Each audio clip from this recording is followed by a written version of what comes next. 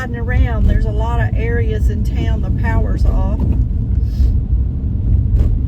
The cops are everywhere. The city cops and county cops are everywhere. There's quite a few people at the drive-through places that are open, I'm sure, because nobody has power at home to cook anything. And it's still raining, and it's still gusting wind. It's about 7:30 Monday evening.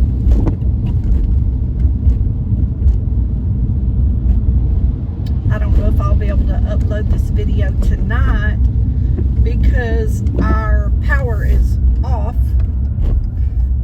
and I don't know, I may stop before I go home and upload it, but I'm just riding around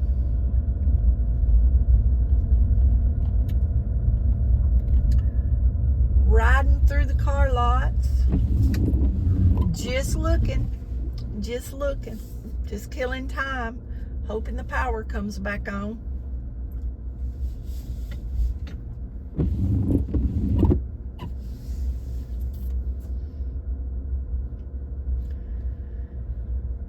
The power's on in this part of town, but where we always exit and turn down by our courthouse and head out towards my house, from there all the way to my house is about 2 miles stretch. And when I was coming in, that whole road, the power was off. Every store was closed.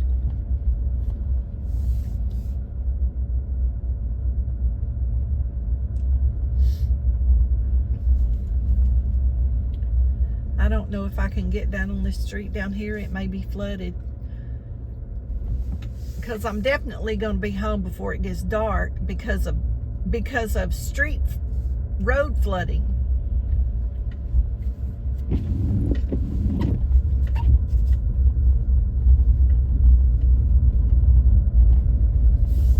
There's a lot of roads closed around here again. Lots of trees down.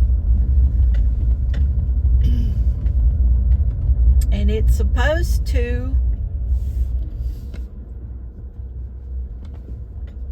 be a chance of rain all night into tomorrow with more tornadoes. Since lunch, we've had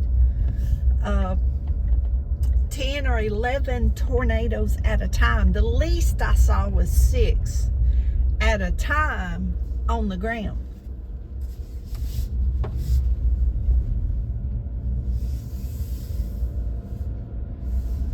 Y'all, for 5 hours, and it was constant tornadoes on the ground. I'm waiting for a number to see how many it was around here. That is a lot of tornadoes, more than I know of ever. They said that there would be a good chance of this after the storm passed, but I've never seen that many tornadoes in one afternoon. And it all started just after it passed the area where I live. It was bad where I live, but all that started coming up just after it passed my area. I mean, like within 15 or 20 miles, the first tornadoes started popping up. And then they were really bad over towards Louisiana and in the edge of Louisiana. There was a lot over there also. I mean, I've lived through a lot of hurricanes that's come through this town. And I've seen worse tornadoes, the after effects, what we get.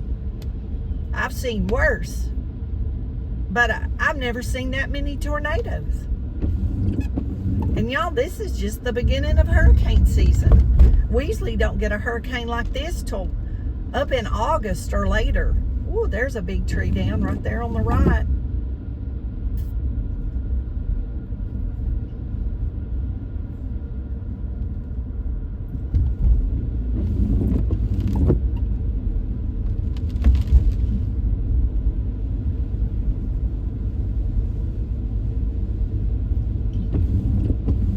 No traffic.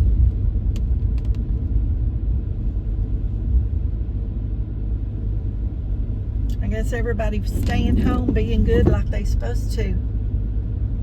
Or they all up there on that main street getting supper. Huh. That's one reason why I come to town. I had to have something to eat. I was gonna cook my supper,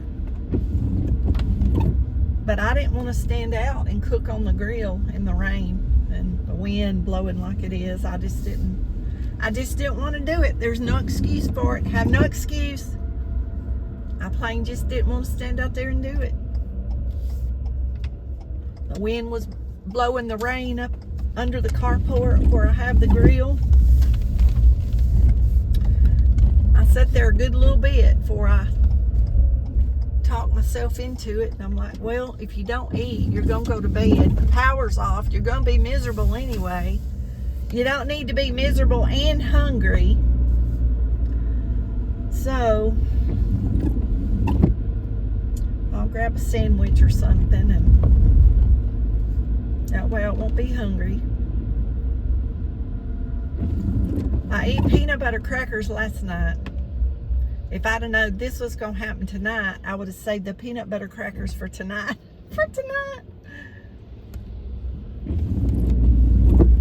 I didn't want peanut butter crackers again, but I did have some fruit and peanut butter crackers last night. I just don't, y'all, when it's hot weather, I just don't want to eat a big old meal in the evening. I like to eat fruit like grapes or an apple and cheese, or you know, just something light. Sometimes I'll make cheese toast, just something light, not too heavy. And I know one thing, I used to not eat very much, and I'm kind of getting back like that. Like, I kind of have to make myself eat more to you know, make sure I'm getting enough nutrition. I just kind of don't want to eat. I mean, I only eat when I get hungry. I mean, and that's, you know, what we should do. That's when we should eat, not just snack to, you know, have something to do, a nervous habit or something. I only eat when I'm hungry. So if I don't really get hungry, I don't eat. I don't eat to have something to do, or because I'm stressed or nervous or what. I've never done that though. That's why when I was married, I was so darn skinny, because I stayed stressed out all the time, and I weighed 116 and 118 pounds. Y'all, I was thin as a rail. Thin. People guess my weight 25 or 30 pounds lighter than what I am now when I say guess my weight. And I tell them, just, you know, like, be honest, like, you know, and they throw a number out there, and I start laughing, and I'm like, yeah, when I was in 9th grade, I weighed that. And it's true. The numbers they give me was like my early high school weight. And then when I got married, I lost down, a good 20 pounds, 20 or 25 pounds.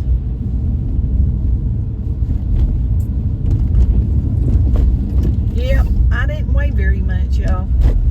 I was tall and skinny.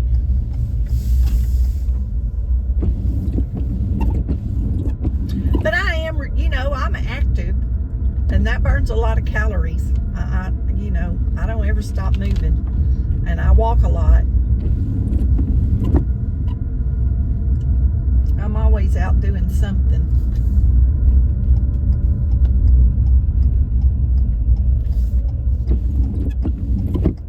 Gotta be moving.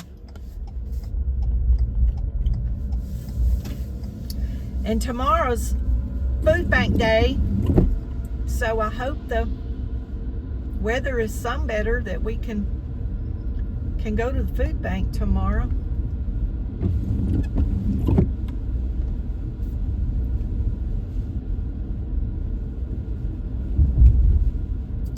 Some new apartments there on the right. Y'all, I've seen a lot of people since I've been out here riding on bicycles. I saw one man running.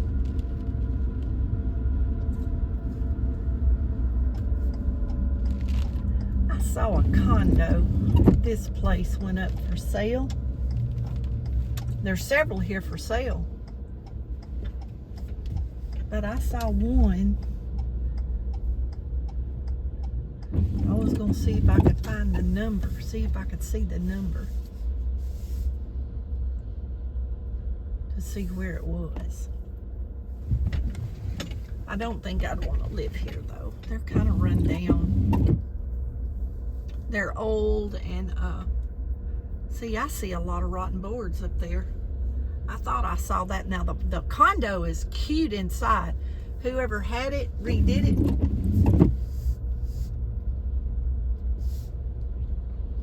But I don't see any numbers. See, that one up there. That one up there is for sale on the top right. But these outside boards, y'all, they're rotten. See, this patio's been redone. This is one of them right here.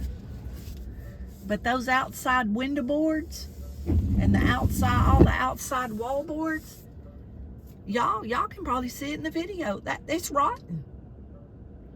Those facial boards. And they want nearly $100,000 for those. And they put up a partial. Well, let me back up right here and show you. I saw it in the pictures. You see, they put up that new handrail. Y'all, that porch is rotten. They put up a new deck at the bottom. Now the inside is cute. But I don't know who's responsible. I know, you pay a homeowners association and they're supposed to keep this ground up and all that. They don't even do a good job with that. For what the homeowners association costs. Sorry, y'all, I didn't know y'all was facing the sky. Y'all look at y'all see those boards right there, those headers? That wood's rotten. It's rotten wood. I came up here another day and looked around. All that up by them chimneys, all that facial board up there on the top. Now these college kids, I done stopped the video. I'm gonna show y'all. They don't come out here and run me off. Y'all look up there. All them boys, see that dark? All that's rotten. That whole dormer and that fireplace is rotten.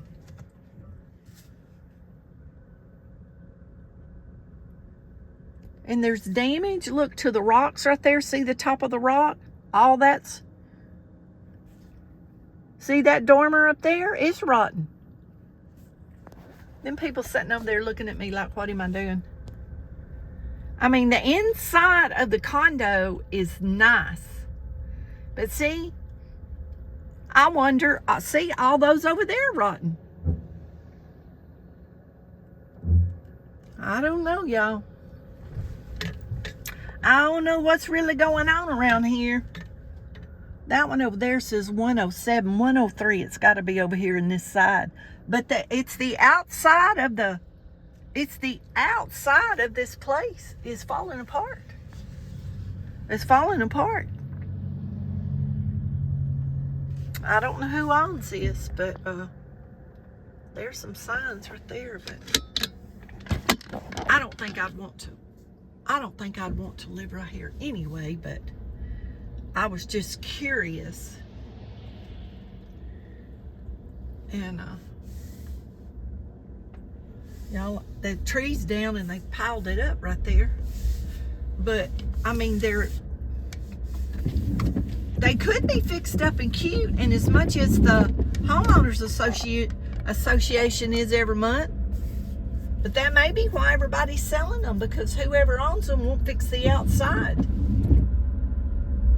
So I don't know who's responsible for that. I was going to call my realtor friend and ask her, because every one of those, the whole outside needs to be redone. All that outside wallboard and all that roof. So why would you want to spend $88,000 or $90 something thousand, because that's what they're asking for them, and buy something that's fallen in? I mean, I've done some stupid stuff in my life, but I don't think I'm that far gone. So, y'all know I've been looking. I'll find something. I'll find something maybe before I get too old that I can't look. That I can't look and find something. I found a couple, but both of the bedrooms are upstairs. And I'm like, well, I can walk them stairs now, but, you know, you don't know what's going to happen, you know? Me and my sisters talked about that. You know, if one of us got in a wheelchair or got down or something, you know, at least where we live at now, the bathroom is accessible, and I got the handicap ramp, you know.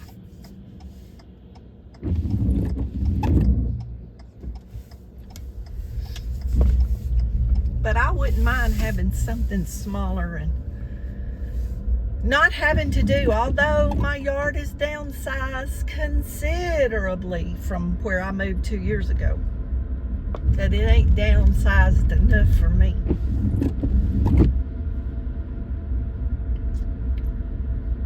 It ain't downsized enough. In this heat, if I didn't have no yard, I'd miss my flowers, but I'd be fine, y'all. I can't hardly do this stuff outside no more. And I ain't getting no younger, so it's time to make plans. And I don't qualify for any assisted living places. I don't qualify because I own my own house. And ain't that something? So,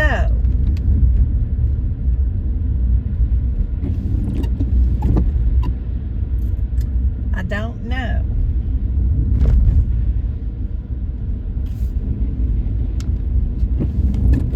I can't see, said the blind man. I can't see that far.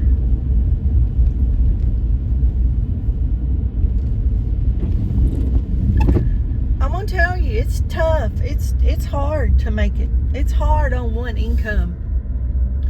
It is hard to make it. I was always blessed to have a good job, so I didn't have any of those issues. And I kept my bills paid and saved what I could. But y'all, everything is just so freaking high that money don't go anywhere. I'm just glad I don't have a lot of debt. I was smart enough to keep my bills paid, because I know a lot of people that I know owe lots of credit card debt and lots of bills, and at least I don't owe that. At least I was smart enough not to let that happen. Oh, I owed plenty and paid plenty over the years, but at least I was able to pay it off. I never bought nothing I couldn't pay for. I'm gonna tell you, I never got nothing, never returned anything, never got anything repoed, never had nothing turned off. My credit is excellent. Let me tell y'all, I worked hard on it. And I tell the kids, or anybody if it's being discussed, It's really easy to do if you just pay your bills and pay your bills on time. That's all you got to do. It ain't rocket scientist stuff. You ain't got to have a college degree. You just pay your bills and pay your bills on time. And your credit will be excellent. I've been divorced 30-something years.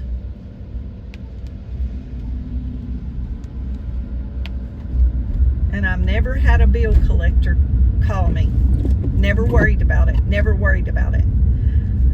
My cell phone number, people don't believe it. My cell phone number is the first cell phone number I ever had. I know people that change their cell phone numbers every few months to keep bill collectors off their back. And I've never changed my cell phone number, y'all. Never. Same one I ever got. Same first one I ever got whenever I got my first cell phone, which was when my son was a teenager, and he'll be 46 years old this summer. So that's what I tell everybody. If they've ever had my cell phone number, they should have that number memorized by now. Because it's always been the same one. But I always wanted to keep it too because of my clients, you know, getting a hold of me, calling me to make appointments and such. You know, they needed to be able to get a hold of me. And if I didn't work at one salon and moved to another salon, you didn't have to worry about the people at that salon, which they would backstab and say they didn't know where you were and they didn't have your phone number, and you know, whatever. That's just how it goes in that world. I know one time I when I worked for JCPenney's in the mall, I was out sick with a bacteria in my gut, and I was really sick, and I didn't get to work for about 2 weeks. And I was having scopes done and all this stuff, and they were trying to figure out what in the world was wrong with me. Nothing was staying in my body. I was losing all my food both ways. It was bad, I'm telling y'all. I didn't know what was going on. My mom was alive back then, and my mom was taking me around to the doctor. And y'all, I looked frail and white as a ghost. I looked awful because I was sick.